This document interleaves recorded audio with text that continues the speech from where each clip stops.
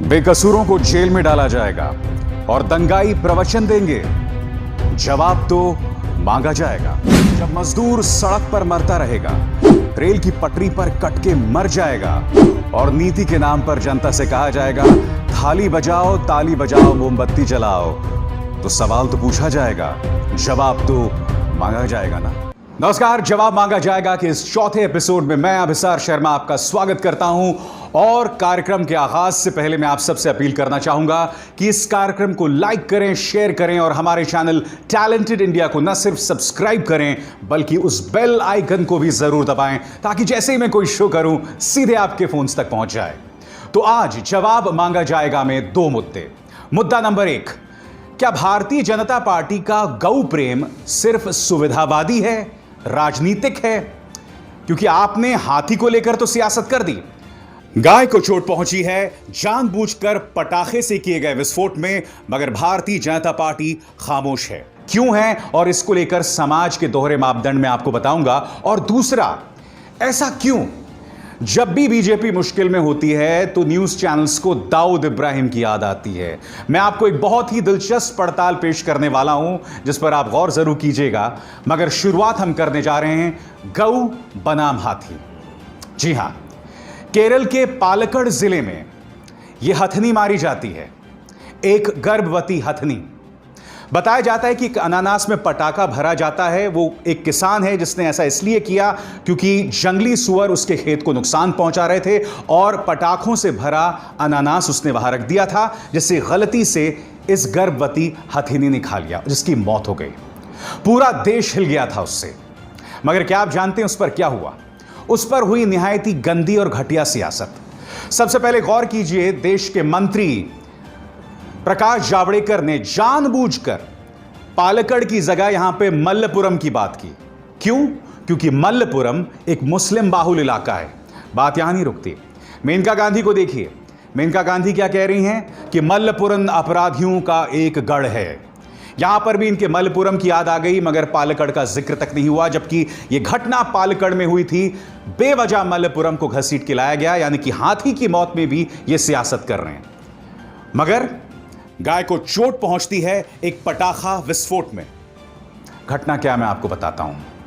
आपकी स्क्रीन पर यह है गुरदयाल सिंह। गुरदयाल सिंह निवासी है हिमाचल प्रदेश के बिलासपुर जिले के दाहड़ गांव का।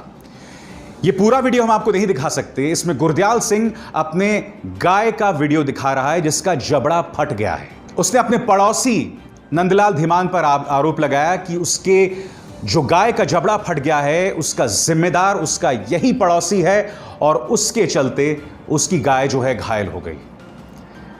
यह घटना हिमाचल प्रदेश की है जहां पर किसकी सरकार है? बीजेपी की सरकार है। मगर इस मुद्दे पर ना मेनका गांधी ने कुछ कहा, ना प्रकाश जावड़ेकर ने कुछ कहा।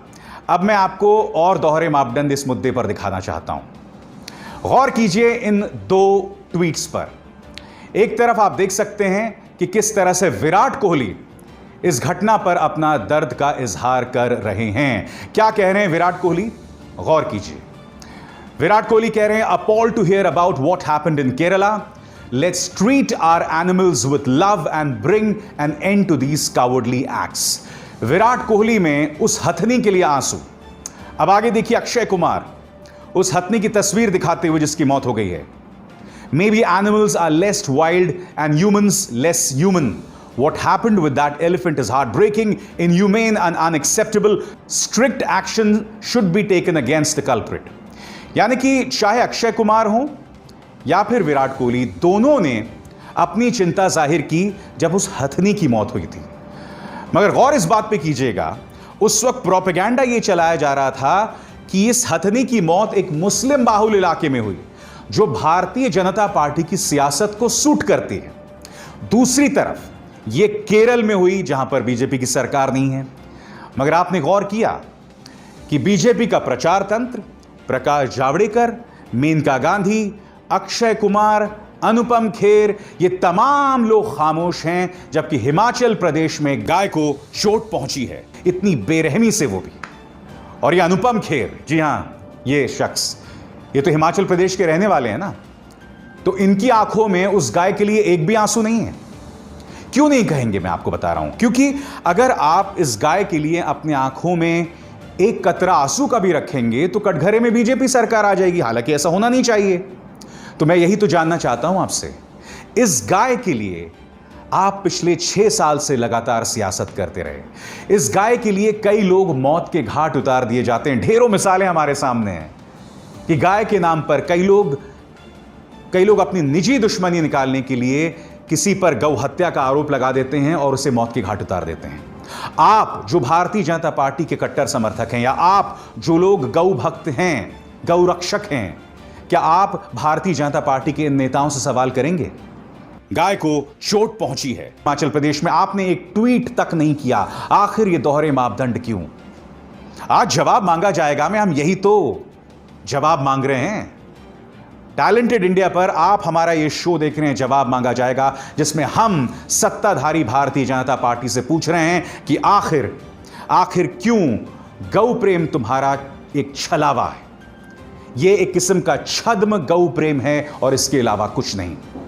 साफ तौर पर आपके दोहरे मापदंड दिखाई देते हैं। और बात यहां नहीं रुकती। केरल में जो भारतीय जनता पार्टी के नेताओं ने झूठ बोला था, जिसमें उन्होंने कहा था कि घटना केरल के मल्लपुरम में हुई है, जो कि एक मुस्लिम बाहुल इलाका है, और वो सरासर झूठ था, क्योंकि घटना पालक्कड़ में हुई थी, जो मुस्लिम बाहुल इलाका नहीं है।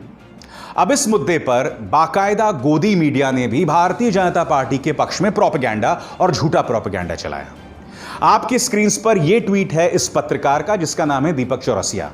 इसने क्या झूठ चलाया कि उस हथनी की जो हत्या के आरोपी ये मुसलमान हैं। मैं जानबूझकर उनका नाम भी नहीं ले रहा हूं, इस ट्वीट में आप देख सकते हैं। फिर इस न्यूज चैनल को देखिए, इसका नाम है सुदर्शन न्यूज। इससे पहले भी कई फर्जी खबरों का प्रचार प्रसार कई न्यूज चैनल्स कर चुके हैं, और उसमें एक और मिसाल आपके सामने उभर कर आती है। सुदर्शन न्यूज भी बाकायदा मुसलमानों का नाम ले रहा है कि इन्होंने इस हथनी की हत्या की, जबकि हत्या का आरोपी एक शख्स है जिसका नाम है विल्सन। और जाहिर सी बात है, विल्सन मुसलमान तो हो नहीं सकता। मगर आपने देखा किस तरह से गोदी मीडिया न सिर्फ उस झूठ का प्रचार प्रसार कर रहा था, गलत बयानी भी कर रहा था। और जैसे ही ये मल्लपुरम की घटना हुई, आप देख सकते हैं एएनआई ने पिनरई विजयन, जो कि केरल के मुख्यमंत्री हैं, उनका बयान पेश किया, मगर इसमें भी जानबूझकर आप स्क्रीन पर देख सकते हैं मल्लपुरम। उसके बाद जी न्यूज, यहां पर भी इन्होंने मल्लपुरम लिखा। रिपब्लिक टीवी, यहां पर भी जानबूझ के मल्लपुरम लिखा। ये जो पिछले 2 सांसद हैं, इन दोनों के जो मालिक हैं या संस्थापक हैं, वो भारतीय जनता पार्टी या भारतीय जनता पार्टी समर्थित सांसद हैं। तो आप देख रहे हैं क्या जबरदस्त सियासत चल रही है इस मुद्दे को लेकर। देखिए, भारतीय जनता पार्टी की जो सोच है ना, वहां तक पॉलिटिकल पार्टी पहुंचने की उम्मीद भी नहीं कर सकते हैं। क्योंकि देखिए, पत्रकार उनके इस दोहरे मापदंड, उनकी इस आपराधिक सियासत पर सवाल नहीं खड़े करते, और विपक्ष उनकी सोच को मैच भी नहीं कर सकती, उसकी कल्पना भी नहीं कर सकती है। और यही वजह है कि भारतीय जनता पार्टी की सियासत के सामने सब फीके हैं, जबकि वो इस मुद्दे पर भी सियासत कर सकती है। एक गर्भवती हथनी के मुद्दे पर भी सियासत करती है, और दूसरी तरफ जब एक गाय को चोट पहुंची है, वो भी हिमाचल प्रदेश में, जहां पर बीजेपी की सरकार है, और इसका जो आरोपी है वो कथित तौर पर एक हिंदू भी है, यहां पर ये पूरी तरह से खामोश है। इसलिए मैं आपको कह रहा हूं, इनका गौ प्रेम एक छलावा है, इसके अलावा कुछ नहीं है। ये आप और हम जितनी जल्दी समझ लें उतना ही बेहतर है, क्योंकि ये लोग इसी तरह से हमें आपस में लड़वाते रहेंगे, मरवाते रहेंगे। देश के अंदर माहौल बद से बदतर होता जाएगा, और हमारी बदनामी अंतर्राष्ट्रीय तौर पर होती रहेगी। क्या आप जानते हैं, गौ हत्या को लेकर जो अब हमें अ कंट्री ऑफ मॉब लिंचर्स कहा जाने लगा है, यानी कि एक ऐसा देश जहां बात बात पे मॉब लिंचिंग हो जाती है, भीड़ जो है हत्या कर देती है। कब ये बात आपको समझ आएगी? तो एक तरफ गाय और हथनी को लेकर सियासत, और दूसरी तरफ दाऊद इब्राहिम, जी हां, ये शख्स, जब भी भारतीय जनता पार्टी सरकार किसी मुश्किल में होती है, ये सज्जन अवतरित हो जाते हैं। अब मैं आपको समझाने वाला हूं कैसे। जी हां, कोरोना संकट के बीचों बीच आपके सामने 11 मई को ये खबर आती है, और ये खबर क्या कहती है कि दाऊद इब्राहिम, हाफिज सईद और आईएसआई तीनों मिलकर 26/11 जैसा आतंकवादी हमला करने जा रहा है।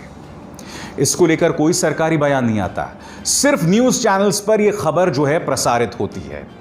जी हां, बिल्कुल कोरोना संकट के बीचों बीच जब केंद्र सरकार की आलोचना हो रही है कि आपने सिर्फ 4 घंटे का वक्त दिया लॉकडाउन से पहले, आप थाली बजाओ ताली बजाओ की बात कर रहे थे, मोमबत्ती जलाओ की बात कर रहे थे, तब अचानक 11 मई को यह खबर आ जाती है कि दाऊद इब्राहिम, हाफिज सईद और आईएसआई मिलकर भारत में एक आतंकवादी हमला करने जा रहे हैं। उसके बाद कुछ दिनों बाद 5 जून को, जी हां, यह वो वक्त है जब ये खबरें सामने उभर कर आ गई थीं कि फिंगर 4 तक, यानी कि भारतीय जमीन पर चीनी सेना ने कब्जा कर लिया है। फिंगर 8 जहां तक भारत एलएसी मानता है और फिंगर 4 जहां तक चाइना एलएसी मांगता है, यानी कि भारत जिसे अपनी जमीन मानता है उस 8 किलोमीटर में चीन ने अपना कब्जा कर लिया था। तब अचानक ये खबर आती है। खबर क्या आती है कि दाऊद इब्राहिम और उनकी पत्नी कोरोना वायरस से संक्रमित हैं। ये देखिए, बात वहां नहीं रुकती। फिर अगले ही दिन ये न्यूज चैनल क्या कहता है कि दाऊद इब्राहिम की मौत हो गई है। इतनी बड़ी खबर इस न्यूज चैनल में आई और गायब हो गई। वो आदमी जो 1993 बम धमाकों का आरोपी है, गुनहगार है, उसको लेकर एक चैनल एक छोटी सी खबर दिखाता है और उसकी कोई चर्चा नहीं होती है। क्यों नहीं होती, मैं आपको बताता हूं। क्योंकि सरकार ने आधिकारिक तौर पर यह नहीं बताई, मगर आपने देखा लगातार न्यूज चैनल्स किस तरह से खबर चलाते हैं और वो तब चलाते हैं जब ये सरकार मुश्किल में होती है। अब मैं आपको बताता हूं सिलसिलेवार तरीके से, पहली बार नहीं हुआ है। साल 2016 और 2017 में भी ऐसे ही हुआ था और वो खबरें मैं आपके सामने दिखाने वाला हूं।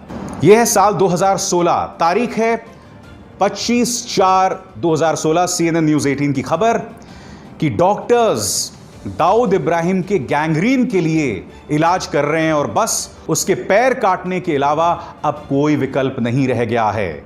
यह है 2016 की खबर। गौर कीजिए, फिर यह खबर आती है 2017 की। दाऊद इब्राहिम को हार्ट अटैक हो गया। तारीख देखिए 28/4/2017, यह भी CNN न्यूज 18 की खबर है। दाऊद इब्राहिम को हार्ट अटैक हो गया है और वो बहुत ही क्रिटिकल कंडीशन में है। फिर इनके एक पत्रकार हैं जिनका नाम है भूपेंद्र चौबे। खबर है 28 अप्रैल 2017, यानी कि उसी वक्त की खबर है। ऐसा लगता है कि दाऊद इब्राहिम की मौत हो गई है, अपुष्ट खबरें ये कह रही हैं। तो आपने देखा, दाऊद इब्राहिम को हार्ट अटैक आ चुका है, गैंग्रीन हो चुका है, उसके पांव कट चुके हैं, उसकी मौत हो चुकी है, उसको कोरोना हो गया है, उसकी पत्नी को कोरोना हो गया है। और इत्तेफाकन ये जब भी होता है उस वक्त भारतीय जनता पार्टी किसी ना किसी मुश्किल में होती है। क्या आप जानते हैं IANS ने अनीस इब्राहिम, जो कि दाऊद इब्राहिम का भाई है, यह खबर, उन्होंने अनीस इब्राहिम से बात की और सीधा सवाल किया कि दाऊद इब्राहिम ठीक है? तो अनीस इब्राहिम ने कहा कि उसे कुछ नहीं हुआ। मैं एक बात स्पष्ट कर दूं, मैं अनीस इब्राहिम पर विश्वास नहीं करने वाला हूं, मैं अपनी सरकार पर विश्वास करने वाला हूं। मगर सरकार सामने आए और हमें बताए कि दाऊद इब्राहिम को लेकर दरअसल दिक्कत क्या है। इस तरह से पर्दे के पीछे बैठकर भारतीय जनता पार्टी के लिए सियासत मत कीजिए। दिक्कत क्या है कि न्यूज चैनल्स दाऊद इब्राहिम को इसलिए उठाते हैं क्योंकि दाऊद इब्राहिम की खबर से बहुत अच्छी रेटिंग्स मिलती है, TRP मिलती है। भारतीय जनता पार्टी इन खबरों को क्यों बढ़ावा देती है? क्योंकि जैसे ही दाऊद इब्राहिम की खबर आती है तो उन्हें ऐसा लगता है कि जनता अपने बाकी तकलीफों को भूल जाती है। मगर दिक्कत क्या हो रही है? दाऊद आज की तारीख में एक अंतर्राष्ट्रीय आतंकवादी है, उससे जुड़ी हुई है कूटनीति, उससे जुड़ी हुई है अंतर्राष्ट्रीय कूटनीति, सामरिक रणनीति। अगर आप इस तरह की खबरों का प्रचार प्रसार करते रहेंगे तो उसके मायने खत्म हो जाएंगे। कल को वाकई अगर दाऊद इब्राहिम मर जाए तो मुझे उस पर विश्वास नहीं होगा, उस खबर पर, चाहे वो खबर तमाम चैनल्स पर चलाई जाए। इसलिए न्यूज चैनल से अपील, भारतीय जनता पार्टी से अपील और पर्दे के पीछे बैठकर जो लोग ये सियासत करते हैं, जो इन खबरों को प्लांट करवाते हैं न्यूज चैनल में, उनसे हाथ जोड़कर अपील कि भाई दाऊद इब्राहिम को लेकर इस तरह की सियासत करना बंद करें, क्योंकि हमें उस पर विश्वास कतई नहीं होता। खैर, जवाब मांगा जाएगा। मैं बस इतना ही, मेरी आप सबसे अपील कि इस कार्यक्रम को ज्यादा से ज्यादा लोगों तक पहुंचाएं, इसे न सिर्फ लाइक और शेयर करें, बल्कि जैसे मैंने शुरुआत में कहा कि बेल आइकन भी जरूर दबाएं, ताकि जैसे ही मैं कोई शो करूं सीधे आपके फोन तक पहुंच जाए। नमस्कार। अगर आपको हमारे वीडियोस पसंद आए तो प्लीज लाइक करें, सब्सक्राइब करें और शेयर करें।